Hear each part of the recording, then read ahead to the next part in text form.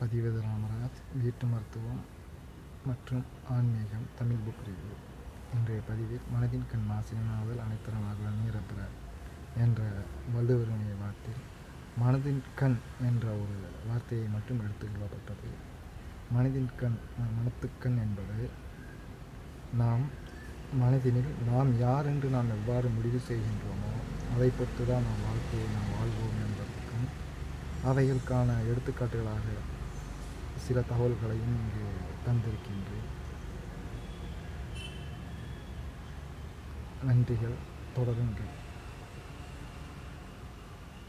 வணக்கங்கள். Hi, this is Ramaraj. மனத்துக்கண், the Tamil word, English meaning your mind, inner self. Who are you thinking about yourself?